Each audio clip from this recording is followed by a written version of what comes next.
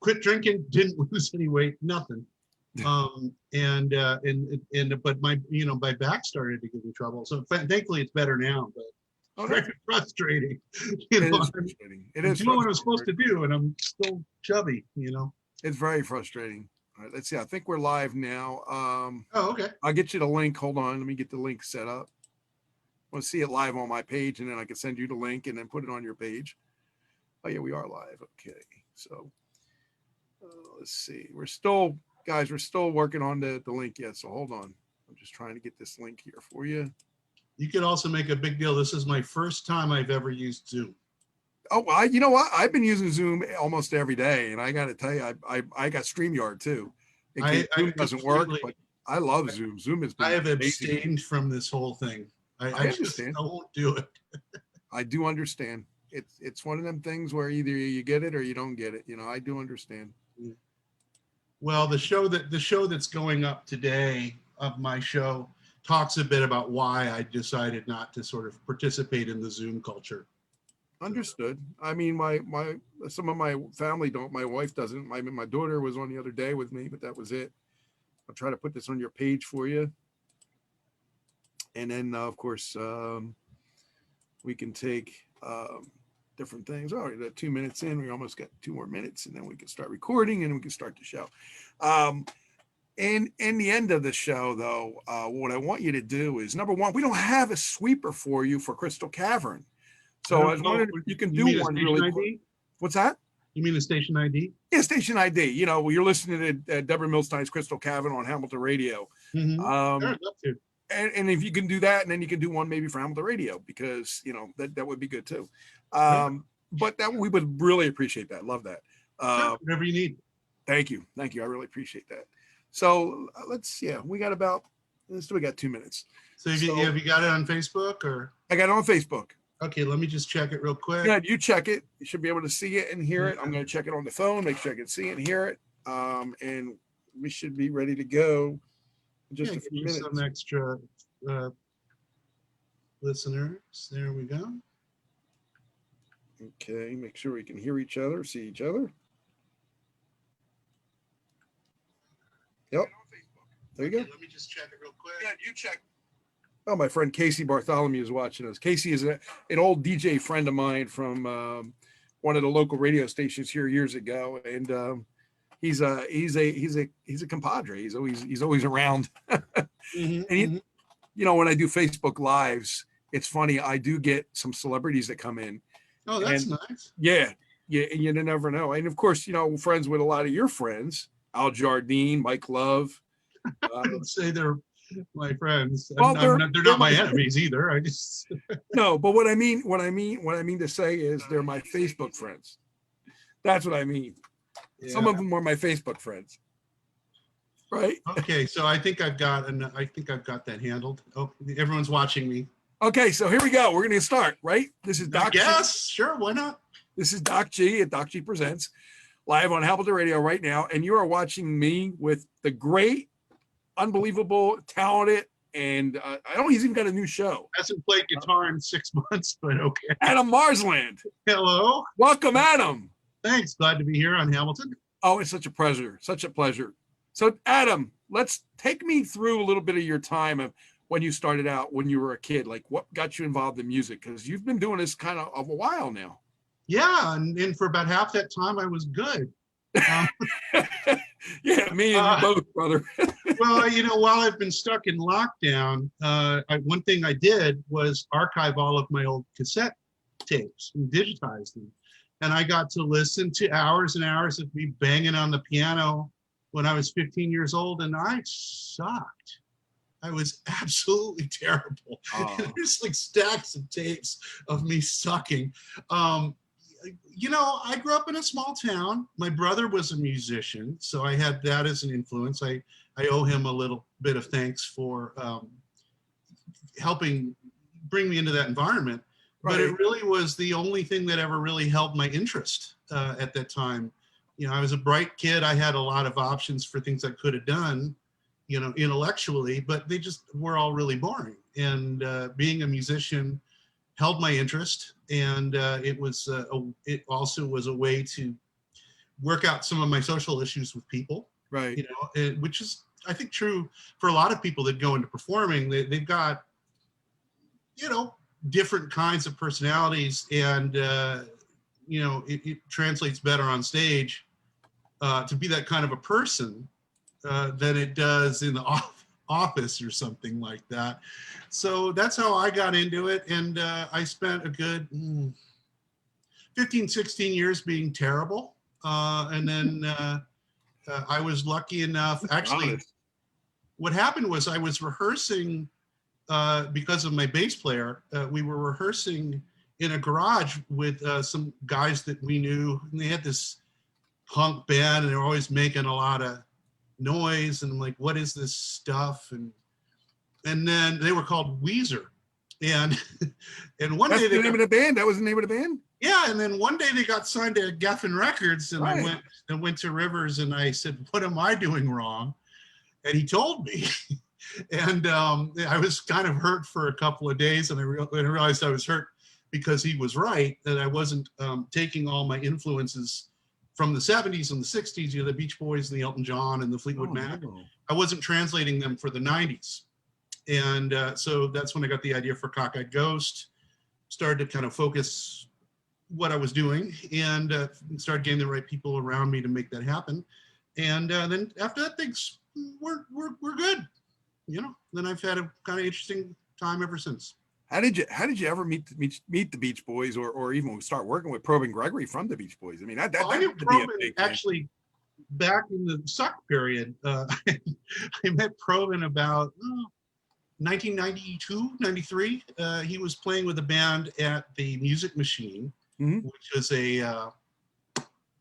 was a club in Santa Monica. I don't remember the name of the band, but it was even pre-Wonderments, and he had long stringy hair, and we just met. He was a really nice guy. And then I found out about the Wonderments because I was circulating my band's tape 92, 93 around LA, and people would listen to it and they said, oh, this sounds like the Wonderments, except they're good. So then I met those guys. I guess I met Darian at Raji's, which is another club in town, and I told him this story. Right. And he was, you know, of course, kind of aw shucks about it. And then I got into their orbit, and then the whole pop scene started to happen, and that was in '94. And my role in that was kind of being an ambassador. I was out in the clubs all the time. I was probably the most gregarious person in that group, and also the one that with the most ambition. Right. So what happened was you had these little pools of people, like the Wonderments had their crowd with the Jigsaw Scene and Single Bullet Theory. Then you had a whole group of people that were kind of assembled around Robbie Rist's band Wonder Boy. Okay. A whole little social group. Right. And then there were the Silver Lake guys, in the Negro Problem, Valoria, Possum, Dixon, those people. And so what I kind of did was, because my band was kind of straddling all of those worlds, I would go out and sort of introduce all of them to one another and find other bands that were sort of unrelated and bring them down to the club that Tony Perkins was doing. And that's how the LA pop scene got rolling. It was really this conglomeration of different kinds of bands that were in different subcultures. But once you sort of had the flagpole of pop, we're not going to call just the Knack pop. We're not just going to call the Raspberries pop. We're going to call anything melodic, focused around songs. We're going to call that pop, and then create this scene where all these different bands can kind of have a watering hole. And it really exploded for 2, 3, 4 years. And then it kind of splintered again, but you still have echoes of that here with the International Pop Overthrow and some other things. So, you know, and what Rex Broom is doing with Big Stir. Yeah, that's awesome. So, you know, and there's still echoes of that, but that original time, that was the special time for me. And that's a 5-minute answer to your question. That's as usual. You know, and that's funny, Adam, because, you know, usually what's funny is when people do interviews with me, and I don't pull any punches. I just, you know, ask questions or whatever. And I usually don't look at it as a negative when somebody gives me a 1-word answer. because it doesn't make me aggravate, doesn't make me mad, doesn't make me frustrated. I just ask another question. So technically it's fine with me because I get more answers that way. So, you know, but I do want to touch on a little bit, and I want to touch on now a little bit and later about your new show. Oh yeah, Adam Walks Around. Sure. This looks like a tremendous. I mean, I saw the trailer, people, and I can tell you my opinion of it. It reminds me of me being there. That's what we want. Yeah. Right. It's like you're actually there at these different. And tell us a little bit about the show, Adam. Okay. Tell us a little bit how'd you stumble onto this, or you just said I just want to do this?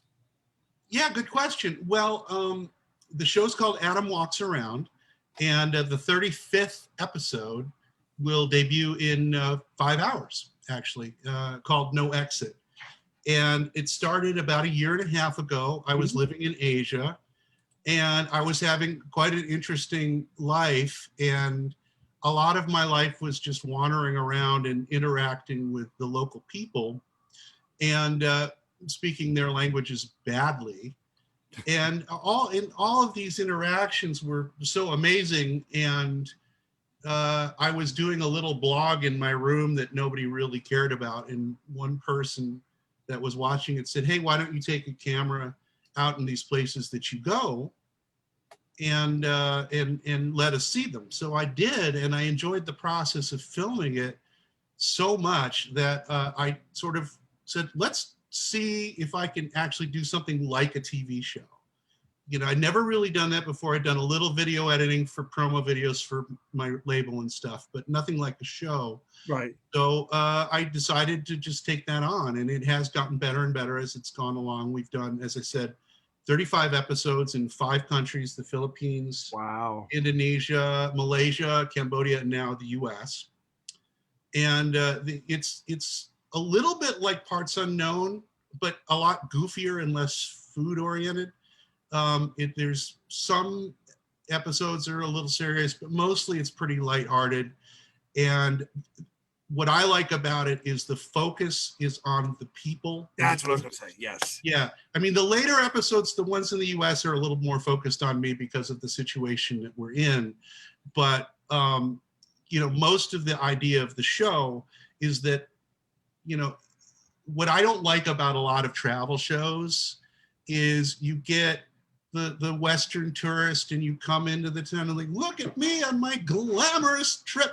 And the people in the background of the places are like the stick figures for their adventure. And what in my show, I try to make myself as stupid as possible. So I'm going into these places like, duh. And the people are going, why is there a white guy in a slum in Cebu? You know, and they're just trying to figure out what I'm doing there. And so so the interaction of me just sort of pretending that I don't know what I'm doing and they trying to understand why I'm there is what drives a lot of the show. Right. And a lot of really interesting things happen. Sometimes there's a little bit of conflict, but mostly it's really funny. You know, it's because this, you know, I'm going to places that foreigners don't usually go. People are interacting with me that don't usually interact with foreigners, or if they do, it's not someone like me. Right. And so I would love for everybody to check it out. If you're looking for a fun show to start with, one of my favorites is called Dragon Fruit. And I'm in the Philippines, and I'm just walking down the street and I run into a lady selling coconut juice. And she starts telling me that there's this beautiful farm, and I'm in the middle of kind of an urban area. So I'm like, what? And she's like, there's a farm over there. You should go check it out. And I spend 2 days walking around in the hot sun in the Philippines trying to find this place. And I just bump into all these different people and nobody knows where the heck this thing is. So that's my suggestion. Check out Dragon Fruit. Dragon Fruit. Okay. Sounds good. Episode 5. I like the idea that you put the focus on the people. Yeah. Yourself, you know, and I think that's important because you're not just trying to use them, like you said, as background. You're trying to you're not using them. You're just you're meddling with them. You're just, you know, that's a good way to put it. Well, it's a human interest story because we're human and you're interacting with other humans that we don't ever hear about, see, or, you know, unless something happens tragic, Yeah, or we go over there, and you're going over there for us because we can't go. So yeah, and also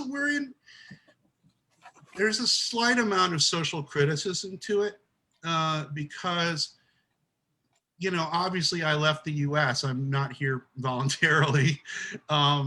And I'm not going to get into politics per se, but there's a definite issue we have in relating to each other.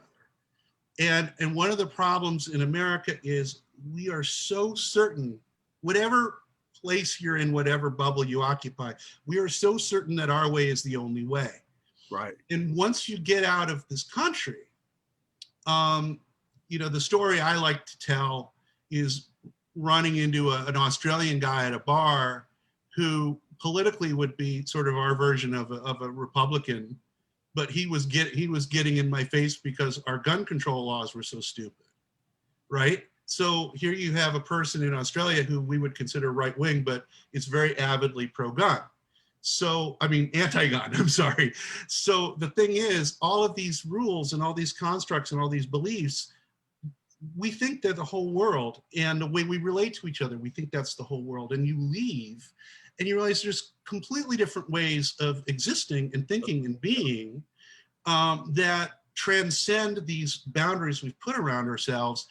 And one of the things that's great about these adventures I have is, even if I'm in a pretty sketchy place, and some of the places I go are pretty sketchy, I'm not in as much danger as I might be wandering around some parts of the United States, Right. because of the difference of the attitude of the people.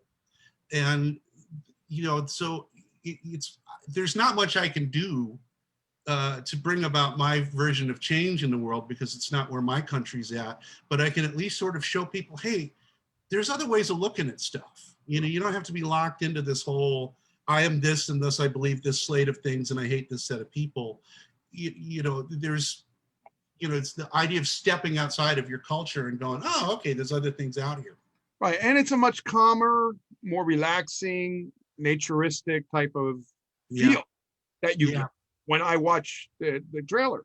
And I think that people will get relaxed and they will enjoy it and they will understand it. And well, the Bali episodes, because 5 of the episodes are in Bali. Yeah. And that's a great place for that. Okay. But even then, you know, when I go to Bali, I tried to do something different, in the sense that there's plenty of nice scenery, but I tried to step behind the tourist facade to what was actually going on with the people there. And because there's a million people that have gone to Bali and made videos, but again, here's my beautiful adventure. I'm doing yoga, I'm surfing, whatever. It's like, well, let's talk about the people that live there. What are they really experiencing? Right, right. Blah, blah, blah, blah. I talk a lot. No, that's good, because again, I like both sides, but I do like. I've been isolated. Yeah, what can I say? Good, because that gives you a chance to strut your stuff, type of thing. But Deborah Milstein says hi. She's in there watching, and of course, friends of mine, Deborah Milstein. Oh, hi, Deb. Yeah, she's out there watching. She says hi to everybody, and a couple of my other friends are watching as well. But I want to talk about your music. Okay. I want to talk about some of the songs you created that. Well, we just played them a little bit earlier, and I'll go over what they are, and then you can just, you know, tell us a little bit about them, just like you do at Crystal Cavern, guys. What he does on Crystal Cavern when we play his music, which is on 3:00 Fridays here on HamiltonRadio.net, also QStar FM, and now on SmokeandBacon.com. Ocean Blue, The Big Bear, and Contamination. All 3 great songs, by the way. Right. Well, Ocean Blue is not my song. That was written by Andrew McIntosh. Okay. And he and Jemmy Blue, who is, I believe, the impresario for his label, wanted to give it a different treatment, and they wanted something that had a little bit of the 70s Wilson Brothers feel. And I really try to do my best Carl Wilson imitation, which is, you know, if you even get 20% of that, you're doing pretty well. Pretty good, yeah. So it was probably the, you know, Carl on his worst day, but I think I got that far with it. And, you know, and so that was a really cool thing. The other 2 songs, The Big Bear That was on You Don't Know Me, that was an album I did in 2004. Right. And well, I wrote that song when I was on the road, and I'd had a really, really bad time. My father had just died, and I'd been on the road for a month, and I had been up all night because I was staying in a house with a newborn baby. And I had just driven off into the Catskills to sleep in my car, and I couldn't sleep. So I wrote that song, which is this sort of nightmare of fatigue. And then when I came to record it, Darian and Probin came in to do the backup vocals, Right. and which was really cool because we hadn't worked together for a while. And so the three of us were all around a mic, and we were all coming up with parts, and everybody was sort of steeped in the same musical world. So it was one of those kind of great things where you're working with people and you come up with stuff synergistically. Mm-hmm. And the three of us did the vocals for that. And I think it was their contribution that really elevated that song, Wow. And it's become a pretty, well-liked song of mine. Contamination, well, I was in a band for a while called the Standells. You mean the original Standells? Yeah, I mean, they weren't so original by the time I joined, but there were some. That was Dirty Water, right? Dirty Water was one of the Yep, songs. yeah, and I remember going back in my years. Go ahead. Yeah, and I had attempted to do a new album with them, and I'd written quite a few songs for it, and it kind of fell apart. It was partly my fault and partly, issues with other people in the band, and Contamination was kind of my way of exercising that whole experience, in talking about the way people get into sort of codependent relationships that, for both parties are not, it's what you feel like you need at the moment, but they're not really very healthy. Yeah. And I had visions of doing an R&B record, like doing some kind of a soul thing. Uh-huh. I ran out of ideas for that about 3 songs in, so that just kind of got folded into the Al and the Full Moon record in 2013. That's pretty. Yeah, and you can own those 2 albums for $3 as part of the Karma Frog sell-off. I'm selling off all of the CDs because we have to clear up storage space. So those 2 albums are part of the sell-off, and we're selling them for $1 or $2. So how do they get them? The link would be karmafrog.com. Okay. KARMAFROG.com / sell-off SELLOFF.html. Or you can just PM me, and I'll explain. I'll PM you. It's pretty low key here. Can you autograph them for me too? What's that? Can you autograph them for me? Yeah, sure. Why not? Okay. You get 50% off because you're in radio. So. Well, I'd like to have them in my possession because I know there's now what kind of songs are on there that these are your original like stuff? Just pure crap. Seriously. No, just kidding. No, these are my original records. I mean, there's nothing wrong with it's not like they're garbage records. It's just that when I leave the US again, whenever that happens, right. There's going to be people that are going to be taking care of the orders, and they're not going to take thousands and thousands of CDs. They're going to take like a couple hundred. And so I have to get rid of the albums that were overpressed. So, probably my best record is Go West, which came out in 2009. And it actually got to number 22 or 23 on Amazon's chart. Oh, nice. I didn't. Yeah.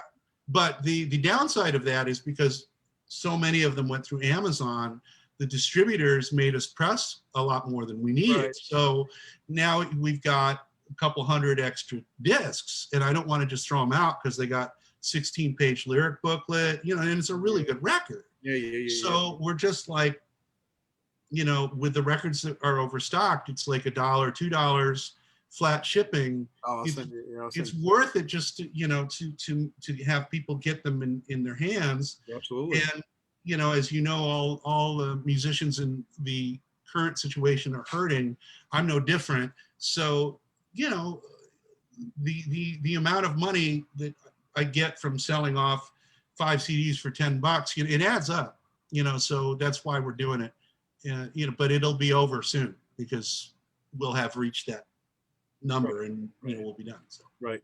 All right. So I'll PM you. But the thing is now with the songs from the song on the trailer, when I heard the trailer, who does that? That's a really good song, by the way. That's Disappear. This is on the trailer for my show. It's the theme Right. song for Adam Walks Around. That was originally a Cockeyed Ghost song that was on our first album. And it was sung by me and Rob Cassell, who was the bass player at that time. Fine singer. We re-recorded it for a compilation record that I did called Daylight Kissing Night, also available for $1. So, okay. No, that's good. That's what I want to know. Look at me. I'm like, I'm selling. We re-recorded it, and Evie Sands took over Rob's part. Was also a very fine singer. And so we reimagined it as a little more of a, not quite as bombastic as the Cockeyed Ghost version. And that's the version that we used that I used for the show. How long did Cockeyed Ghost last? That had to have been, a few years maybe at the most? 9 years. 9 years. We Wow. started in February of 1994. And the last show was, I think, April 2003. But we kind of petered out. We had made a final album called Ludlow 618, which now is almost sold out, which I'm really excited about because at the time we thought it was our best work. We really set out to make a great record. But unfortunately at that time, our bass player, different Rob, he replaced Rob Cassell. His name was Robert Ramos. He couldn't do it anymore. He was becoming too burdensome for him. And at that point, I just decided to move into solo work because it wasn't economical to take the band on the road anyway. And going by myself, I could barnstorm around the country and play 6 nights a week and move CDs that way and sort of sustain myself. So I kind of transitioned to being an acoustic performer for a while, and then back to LA and doing the band with the Chaos Band with Evie and Teresa and those guys. Yeah, so that was a lot of work. So this band that we never heard of, Cockeyed Ghost, this is something new. You just exposed right now here on it, because I only knew you was you. That's funny because for a lot of people it's the other way around. They don't know anything I did after Cockeyed Ghost. I guess it depends on your era, but yeah, we made 4 records, and yeah, and they're quite. It was really 2 different bands. I mean, to be fair, there was a through line to it, but the first 2 albums were with one lineup, and then there was a shake-up in personnel, and then kind of a change in sound. Right. And the last 2 albums were a little less rambunctious, but it was basically a punk pop band. It was a little bit harder edged than what I've done as a solo guy. And what instruments do you play, Adam? You can give me one. I'll make a sound. I mean, I've barely played in 5 months, so I'm tempted to say none. No, but what have you played in the past? Well, like for instance, on Rob Martinez's records, he's an artist on my label, Karma Frog. Great power pop guy, if you're into that. Oh yeah, I love that. Yeah, on his records, I played virtually everything. Yeah, and that's because they were made remotely. So what happened is Rob would demo the songs, and he would play, he'd give me arrangement ideas. It wasn't like he had no input, but he would give me sort of the blueprint for how he wanted the songs to sound. Right. And I would go out in the garage and expand on that. So on those records, I played a lot. I played drums, I played bass, I played keyboard, guitar, random stuff like harmonica, There's been quite a number of records where I played everything or nearly everything. Now I'm looking at your Karma Frog page. This is Karma Frog page, and these are all the artists that you've got now. What I want to do, I want to. I see Cockeyed Ghost. I see Adam Marsland. Let's go over some of these artists that you have. Of course, Sure. I see Love to. songs of Dennis and Carl Wilson, which really looks cool. Yeah. Some of these other people, let's mention them. Yeah, let's do that. Pete Ham. Is that the Pete Ham from Badfinger? Yes, he came back to life. No, Wow. no, I played on. I mean, only a few little things. I mean, most of it was done by Derek Anderson, and I can't remember who else was on it, but they did some posthumous refurbishing of his demos, and I was brought in to kind of duplicate what he had done, to sort of, ghost play some of the things that he did. So, I have a few little bits on that record. Wow, that's amazing. So let's go some over these artists. You have I can't see all of them. Adam Exler. I mean, I'm looking at the whole thing, and what I want to do is, while we're talking about it, I'm going to pull this up for the people so they can see it. That's a great idea. And then you can go over the artist. Go ahead. Okay. I can't see it, so you'll have to feed me. No, you will see it in a minute. Just hold on. You will see it in a minute. I'm just getting it loaded, and I'm going to share the screen so people can see. I don't know how many of you have experienced the same thing. I've never been on Zoom before. This is my first time. Oh, I love Zoom. I've been really good about the social distancing thing. And now that I'm actually talking to somebody, I'm a blabbermouth, so I apologize to everybody. It's like I'm out of the hermit mode here. Okay, what's happening now? Okay. Whoa! There you go. I see what you're looking at. Okay. There you go. Wow. Fix my hair. All right. So this is a collage from about 7 or 8 years ago of records I had played on at that time. There would be a lot more if I did this recently. So let's see. Okay, Adam Exler produced his album, really good record. It's a second outside production I ever did. First full album done here at the house. Really cool kind of R&B, newer R&B kind of artist. Right. Good guy. Sarah Stanley played piano on her record. Can't see who the next person is. I think that's a comp. Tony Ellis. Facing the Sun, I think. I don't know what that is, to be honest. Okay, that's all right. Tony Ellis, another person that sent me some demos and asked me to expand on them, so I did, and we've done some pretty nice work together. Some really good stuff if you like sort of vintage sounding Beach Boys. Oh yeah. Wonder Boy, Robbie Rist's old band, great band. Robbie's a phenomenal singer and songwriter. And who is Robbie Rist? Is that the guy that used to play Oliver on Brady Bunch? Yes. I just want people to know. Okay. Yeah, and he did some really good work with Cockeyed Ghost on our third album. Oh, beautiful. I didn't know that. Brilliant player. So I did some piano on that one. Let's see, Annie Chelsea, great songwriter, arranged some vocals on that record. Derek Anderson's band, played piano. Norman Kelsey, I produced 2 albums of his, and he's a great sort of, again, vintage R&B kind of a guy. I like that. Stu from the Negro Problem, very well-known guy, won a Tony in 2008 for Passing Strange. Worked with him on some live shows and some records, and it goes on and on and on and on. So yeah, I mean, you touch a couple, that's fine. But I really am impressed by the artists, especially Pete Ham. So if I want to get any of these CDs, are any of these still available? The ones on my label are the Exler album. Actually, we have a few copies of the Exler album. It's not on the webpage, but if someone, I did produce that. So if someone wants to get that, send me a PM and I'll hook you up. Amazing. I mean, yeah, I love Badfinger. I've been a big Badfinger because Badfinger was also on the Apple recording label with the Beatles. And of course, Paul McCartney wrote a lot of the songs for them when they first came out, as you know. Yeah, come and get it. Come and get it. Right. And Pete Ham was an amazing artist, just like most guys in Badfinger.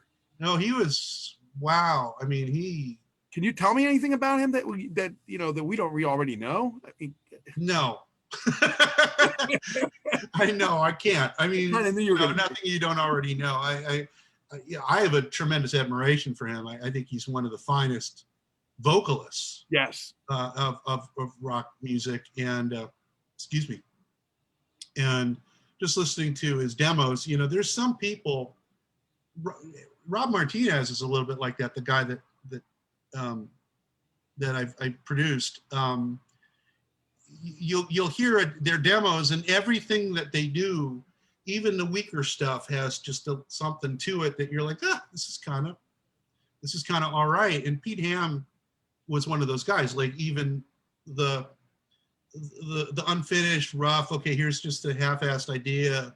There was still something there, and you get people like that, and they're like gold dust. And so he was one of those kind of people. They're born with that prowess, that they know what they're doing, whereas everybody else has to learn what they're kind of doing. That's possible. I don't know. I think it is, because it's a God-given talent. It really is. Well, it wasn't in my case, so I can't. I had to suck for about 15 years, so I can't speak to that. But there were definitely people that where they did. So you think you'll ever get back into this again, or no? Music?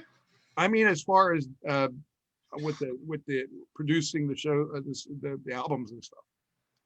Artists, I got tons of artists that are looking for somebody that they are looking for. I was going to send them to Jemmy Blue, but they're looking for people to guide them. Yeah. I'm open to it. A lot of it's just simply about money. I mean, I don't mean to sound so mercenary. No, you're 100% right, and that's what I think it's thing all the time. Just a sidebar here.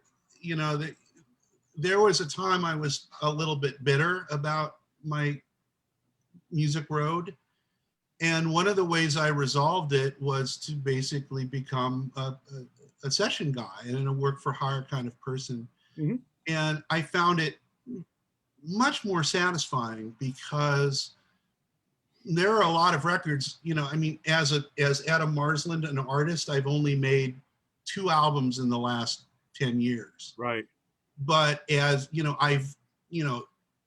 there are records that are 80 to 90% me out there. They've got someone else's name on them, and there's a lot of those. And and occasionally someone will put one up, and they don't really say that I did it, and everyone's like, "Oh my God, this record sounds great." And I'm like, I'm not taking anything away from those people at all. No, I totally get what you're saying. My point is, I don't mind, because they paid me. Right. And it's so much better than going to a bar somewhere and playing a song like Go West, which is really heartfelt. A lot of my soul is in that song, and people are just yelling Freebird. And you're making $25. I mean, that sucks. I never get that. I never get, I love Freebird, but I never get why people always do that. Or they'll do a Frank Sinatra. Do Frank Sinatra. Like, wait a minute. Yeah. So anyway, if anyone is interested, the problem that I have right now is that I'm sort of caught between 3 places, because what I had planned to do was return to Manila, which is where I was based, and set up actually remote production work. Oh, that's beautiful. But so I left a lot of equipment in Manila and was going to bring back the rest of it. And then the pandemic happened, and I don't know when I'm going to see, or if I'm going to see my equipment in Manila again, right. Because it's, they could easily go another 10 months before they open. So, here in LA, I do have the equipment to do it, but I don't know how long I'm going to be here. So that's a long way of saying, I'm open to it. It would just depend on what exactly they wanted me to do, and making sure I was set up to do it. But I'm willing to go back to doing producing. I'm willing to flip burgers too, if the money. You do whatever you have to do to survive, right? I know. Yeah, I know. As long as it's fun, man. So what would you have been doing if COVID didn't happen? Would you be out performing? What would you have been doing? Yeah, that's an interesting question. I probably would have started. There's a Balinese artist I wanted to produce, and I was going to try and raise some money to do that. And I might still do that. And the old Cockeyed Ghost records to be remixed. I had a 4-month run performing in Cambodia that I loved. Oh, wow. And it was my first time really performing steadily in about 5 years. And so I was thinking about returning to performing, and I was looking into maybe trying to do that in other countries.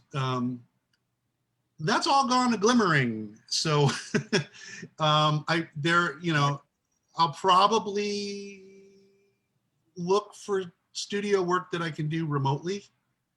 So yeah, if there's anybody out there that wants to be produced, I'll produce you.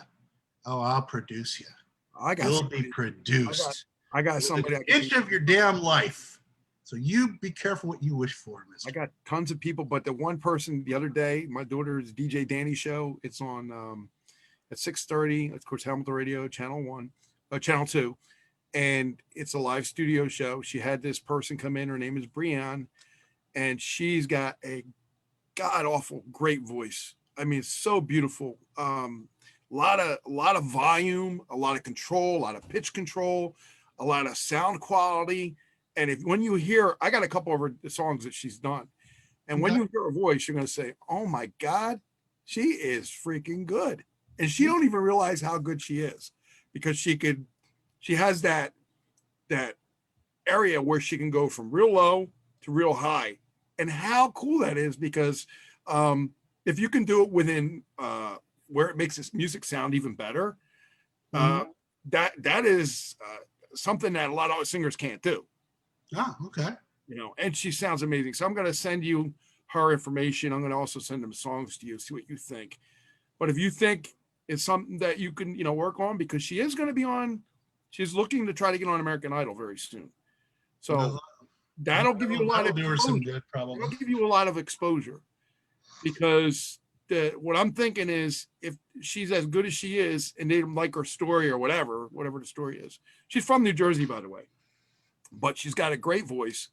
And, I don't usually say that for a lot of people, but unbelievable voice, unbelievable. Could blow you away without a microphone. See, that's the thing.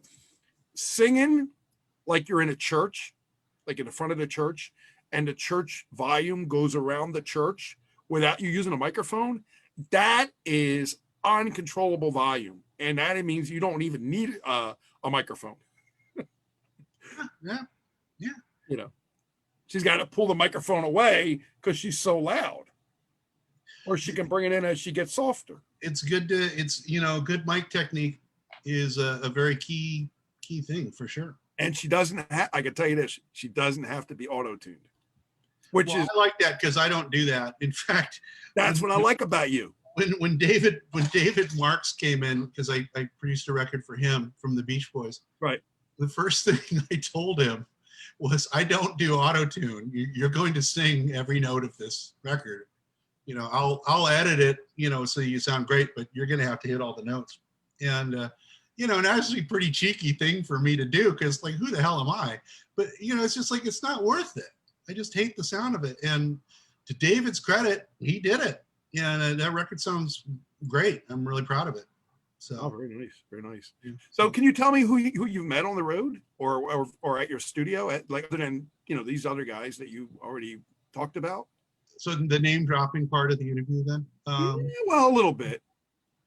I asked Bobby Figueroa. I asked Tristan Bowden. We're talking about Beach Boys people? No, I'm not trying to be coy. I'm just trying to focus in on. Yeah, no, that's fine. Anybody that is anybody. Well, there's been a lot. They don't stick in my mind that much, though. No, because there's a certain point where I stop caring. It's like, you're like, well, here, okay, let's talk about people that have been here at Karma Frog. The ones I remember Chuck Negron from Three Dog Night. What a singer. Wow. What a great guy and a great he and I didn't completely resonate with each other, but he was a really, really good singer. And just to have that guy in your room and hear him rip, it's just like, this is kind of a cool job. Actually, I'll tell you a funny story about him. Why we got off on the wrong foot, because it doesn't reflect badly on either of us. It was just a misunderstanding. But Right. At that time, because I was on the computer so much, I was having neck issues, and so I was getting nerve twitches. Oh, yeah. And so he was singing, and I had my finger over at the space bar, because if you're doing engineering, you want that so you can stop the tape. Right. And what happened was, because of this nerve thing, my finger twitched and stopped the recording. No. He got so mad, because don't ever stop the recording. And of course, he doesn't understand. I didn't, it's just an involuntary thing. It was just a mistake, but and I don't blame him, because he's like doing a thing, and he doesn't know me well enough to know that I wouldn't do that. So it's just one of those kind of funny things. I was like, oops, one of the coolest sessions that ever happened here was when we had Romley Michael Davis from the Phoenix Horns from Earth, Wind and Fire. Right. And oh God, what was his name? The other guy that was here, he was from the Gap Band, and Larry Williams, I think. And if I get it wrong, I'm sorry to the whole world. But we did a horn session for Norm Kelsey's record, and Romley came with so many ideas, and I'm sitting there sort of ready to take him on, take on his ideas. And It was just such a fast-paced session. The guy was such a genius. Yeah, and it was exhilarating to sort of get in the mix with somebody that brilliant and talented and try to keep up with them, and then find out about midway through that you can, and that you actually have constructive suggestions to offer. You suddenly go, hey, I can do this. And and I've been lucky, because I've gotten to work with all these brilliant people that really knew what they were doing. And whether it's the guys from the Wrecking Crew like Hal Blaine, or Stu from the Negro Problem, or Darian from the Wonderments, or Earl Mankey, every one of those people, I went in sort of like soaking up information and learning from them. And then there was a certain point where I had enough, and I could hang, and I now was maybe not as good as them, but I could be in the room and contribute, and not try to like force myself into their deal. Like I could have an opinion, and it was valid, and I was on the wavelength. And that's what's really exciting about working with really talented people, is you learn a lot. You learn a lot. No, the session, because I did 2 days with some of the Wrecking Crew guys. It was Hal Blaine on drums, just facing me. Don Randy on piano, Jerry Cole on guitar, and Sean Bryant, who was the guy that set up the session, on, I guess he played bass, and then Nelson Bragg on percussion. And I was terrified. Wow. Utterly terrified, and then there's, I'm there, and there's like a music stand, and there's a chart on it. And I was 42 years old. I'd never seen a chart, and I was like waiting to be found out. And so there was a problem with the charts, and which I didn't make, but I'm back behind a Hammond organ trying to figure out how to work it, because it's like a jet plane to me. I don't even know what I'm doing. And Hal and Don are in the control room, and then I hear them talk back. Don go, Adam, could you come in here for a minute? I'm like, oh my God, they figured out I don't know what I'm doing. I'm fine. So I walk in, and Hal and Don and Sean are all looking at this chart. And Don goes, we don't think these chords are right. What do you think? And they're looking at this chart. And then I'm like, I don't know how to read it. I'm a complete moron. And I had to admit in front of Don that I had no idea what they were looking at.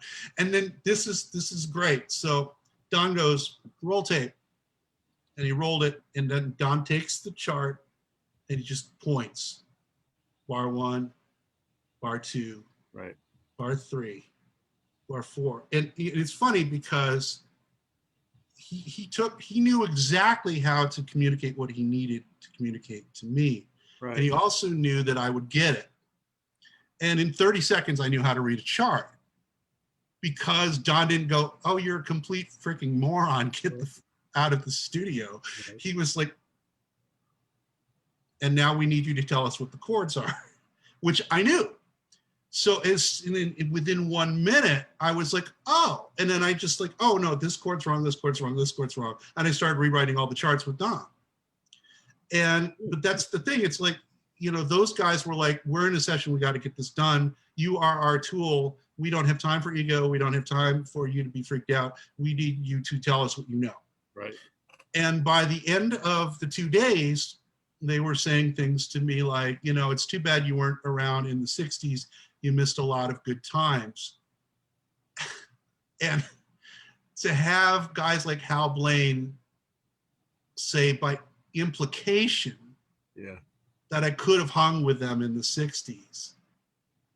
Wow. Yeah. So, even if it was just BS, after that, I had utter confidence in myself as a player, even though I was always with people that were better than me. But if Hal Blaine thought I could hang, then who the else was going to say different? So to hang with those guys and play with them, even if it's just for 2 days, that's one of those experiences that that's in your backpack, and for the rest of your life, you can carry that around, and it's something you don't lose. Right. Right. So. And as a producer too, I want to ask you this. Yeah. We have a couple of minutes. Yeah, we have a lot of time yet. As a producer, do you ever feel that I know I've talked to other producers and they've said the same thing, but digital technology is a great thing for a lot of things. But sometimes you can overproduce a song with digital technology, like, "Oh, I want this and I want that," but that's way too much. I better go back. And then a lot of the times, when you get the finished product, it's like, I'm not sure if that's what I wanted. Did you ever feel like that? Or do you think that modern technology today, digital technology, will actually stop you when you say, "Oh, that sounds great, I'm done"? This is a great question. I really don't like the way records are produced now. Right. And when I first started doing production, just like everything else I did, I didn't have any clue. I wasn't an engineer per se. I, very little gear. I had a really good preamp and a really good mic and a couple other things. And, the first couple of records, I listened and I went, I think this kind of sounds better than a lot of these other guys that are doing this. And I wasn't sure about this till I started doing the Standells record. And they were going around to these different studios and they were listening to the demos that I'd done for them. And they were like, "Who did this? This sounds great." And, we want to work with this guy. And I know it sounds really braggy. I'm sorry, but this is what happened. No, I get it. And that again, that gave me the confidence to just like the whole Hal Blaine Don Ramey thing, to go, "No, you're actually pretty good. You've got a talent. Don't be intimidated by all these other people." But I did start analyzing, like, why, if that's the case, then why? Because I don't really know what I'm doing, and None of us do, really. Come on. Yeah, no, well, that's part of it. But I realized a lot of it was the process. And like, I once asked Earl Mankey, who's one of my mentors, why his records always sound so good.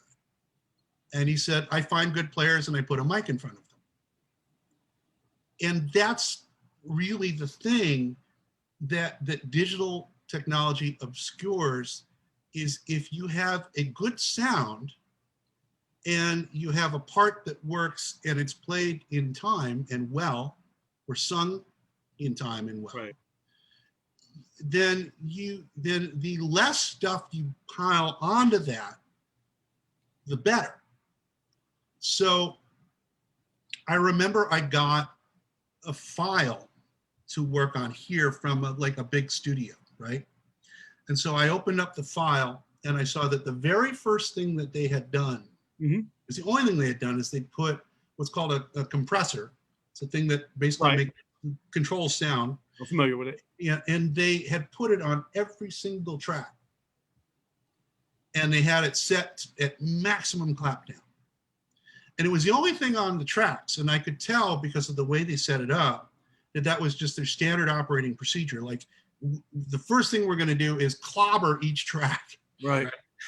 And I went, oh, you know, this is how people make records now. They take each sound and just, you know, because raw sound to them is too uncontrollable, you know. And my attitude is the more open the sound is, the more air you've got pushed around, Right. the better. The truer You know? the sound is to you. Yeah, and I think that was the reason that even though I kind of didn't really know what I was doing, that in a way it helped me because I didn't come up through this whole process of, well, you go to digital recording school and you have to group all these tracks and you have to slam them down and you have to group all these tracks and slam them down and you auto-tune this and you pitch correct that and you compress this. It's like now you know, you make a drum and you know, you put a mic on it and you get a really good sound and let it be a good sound. You know, and so I think to answer your question, unfortunately, the process these days, what I don't like about records now, it's not that they're terrible. It's that there's kind of one way of doing things.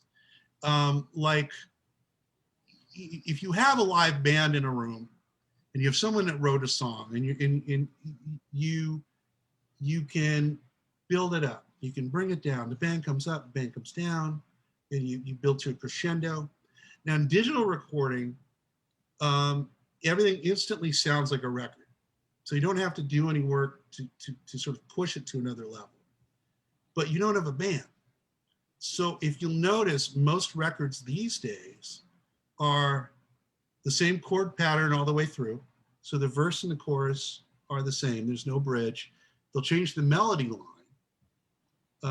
So the verse goes la la la la la, and the chorus goes la la la la la, but it's still the same two chords or five chords or whatever. And then in order to create dynamics, things drop in and drop out, right? How many times you heard a record go ba ba ba ba ba ba and then break down and it's just the drum machine or whatever and then back on? That's because in digital, that's the easiest thing to do. Whereas using electronics, it's extremely difficult to build something up or have it come down. Right. It's like 0 or 1. You're up, down, on, off. There's nothing wrong with that approach. I mean, but it's the only thing we ever get. You never get a thing where there's a variation, you know, because you're cutting and pasting vocals all over the place. So chorus 1's gonna sound exactly like chorus 2 is gonna sound exactly like chorus 3. You may not consciously go, oh, it's the same old crap, but unconsciously your brain's going, it's the same old crap. Right. And so I think there's a fatigue that builds up with the way records are done now because they're so sort of canned. And the difficulty with digital is it's really hard because you can fix everything to just let people play and go, that's good enough. Right. It's almost like spell check type of thing where it's correct what you're trying to make sound good.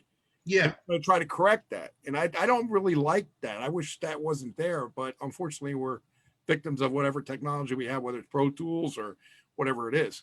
Well, let me talk real quick about the David Marks. Sure. I give you time. The David Marks record, because if anyone's still listening. Yeah, they are. They're watching and listening. Yes. Oh, that's, like I said, blabbermouth here. But when I did David's record, and I got to give full credit to David and his wife manager, Carrie, for conceiving this. All I did was not screw it up. But they wanted to do an old school surf record with this man they'd met in Spain called the Aphonics. And what they did was the Aphonics came down to my garage. It was a kind of complicated setup, like, running all the mics and everything. Sure. Carrie was sort of watching me, making sure I didn't mess it up. But basically, we just let them play. A lot of what I did was just keeping them on track. A couple of times I had to sort of write chord sheets for them and stuff because they were doing so many, songs, they didn't keep track of them all. But basically, all I really had to do was allow them to sound great. They had great gear. They were great players. The sound in my garage is great. Right.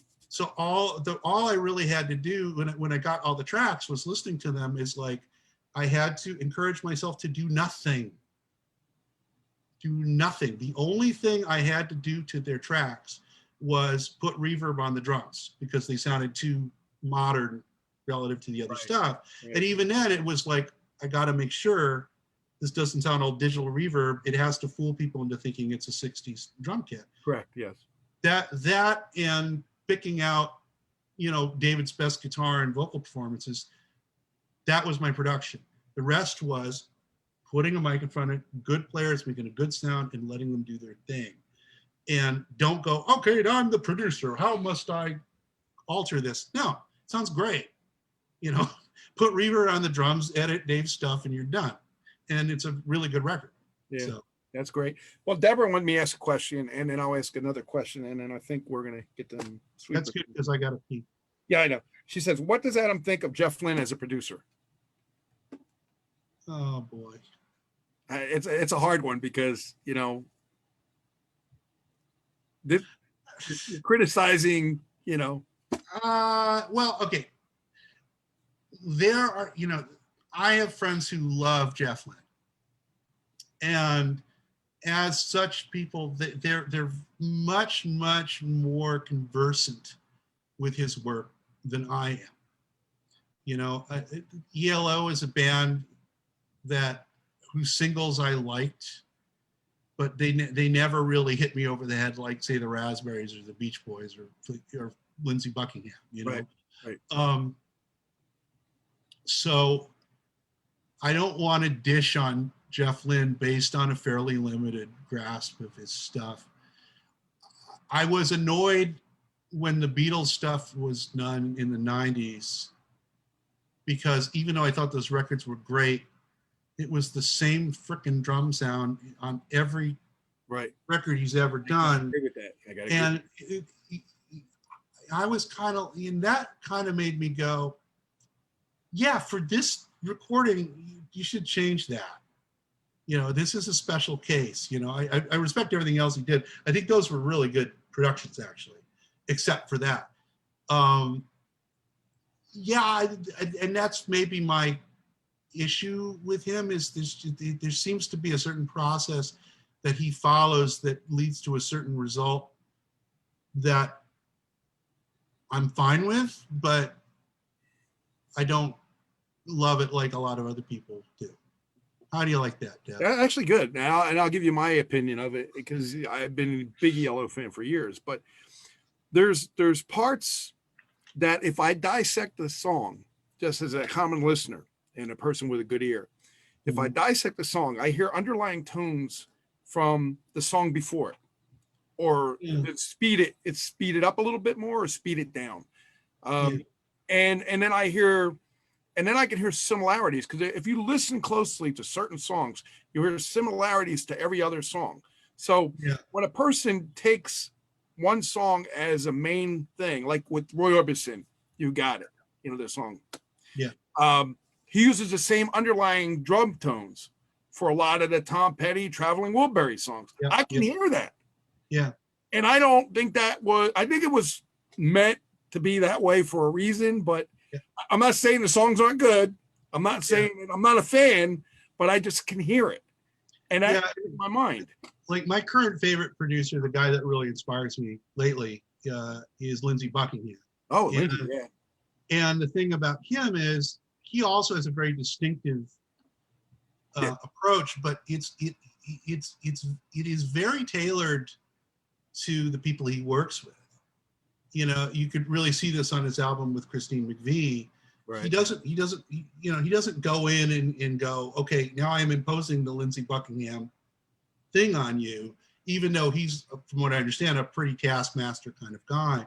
But there's more of a synergy between what he does and the artists that he works with.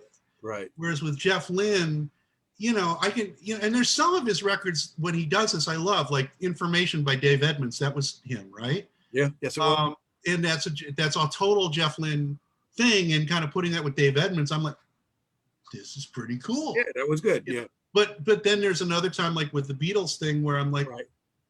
this taking me out of the record, Right. And whereas with Lindsay's stuff, I really do feel like he takes what's in front of him, whether it's somebody like Stevie Nicks or Christine McVie or some of the outside people he worked with, like Walter Egan or John Stewart. I don't immediately go, oh, that's Lindsey Buckingham. There's that sound there. He's definitely adding a special thing, but it's not like, oh, this is just a stealth Fleetwood Mac record, Right. That's a good comparison. I like that. So let me ask you this. We got 2 sweepers I asked you to do, if you can do that. Okay. And then we'll give your information, how people can get your music, how people can see your trailer for your show and start watching your show, get them views up, subscribe to your channel, and then maybe That would be great. Get you some of this other stuff going on. Okay, so tell me what I'm supposed to say. Should we do the promo first and then you tell me what I'm You supposed can to do the say? promo first and then you can end it. Yeah. Okay. What you're going to say is, hi, I'm Adam Marsland, and I am whatever you want to say. I'm a producer, musician, whatever you want to say. And you're listening to Crystal Cavern, and then the same thing, and you're listening to Hamilton Radio. And then you can put in whatever you want. You feel free. Okay, let's do Crystal Cavern first. Hi, I'm visionary poet and raconteur Adam Marsland, and you're listening to the Crystal Cavern. Now, and then how should I say it for you, Gene? Same way, whatever way you want. You're not on the Crystal Cavern. I want to get the show name right. Hamilton Radio. Okay. This is visionary poet and raconteur Adam Marsland, and you're listening to Hamilton Radio. Okay. I think I got a new career here. Yeah. Oh, that's great. That's great. So if I have not exhausted you, you can check out my YouTube show, Adam Walks Around. Episode 35 will debut in 4 hours today. It's called No Exit. And it'll take you all over the world and take you down the back alleys and beaches of Southeast Asia. If you subscribe to my channel, you'll also see music videos of mine and artists I've worked with. We've got an archival show now that's putting up music of mine and other people's from the 90s and beyond. And if you're interested in checking out my music, we have a current sell-off going on. You can get several of my best records for $1 or $2. There's a $5 flat shipping fee, which means you pay $5, you get one album, you get 100, it's still $5. And you can go to karmafrog.com/selloff.html, and it'll give you all the information. Or you can just send me a PM on Facebook. If you're not a scammer from Nigeria, I'm real friendly. That's beautiful, man. Thank you so much for the time. I really appreciate you. You were awesome, as I expected you to be, and I really enjoyed it. So I hope you have fun too. And anything got new coming out, anything you want to promote, anything you want to do, just contact me. I appreciate it very much. Appreciate your support, not just of me and Karma Frog, but everybody that's benefited from the exposure that they've gotten on Hamilton. Absolutely. Thank you so much. Welcome. Have a good day. Bye-bye.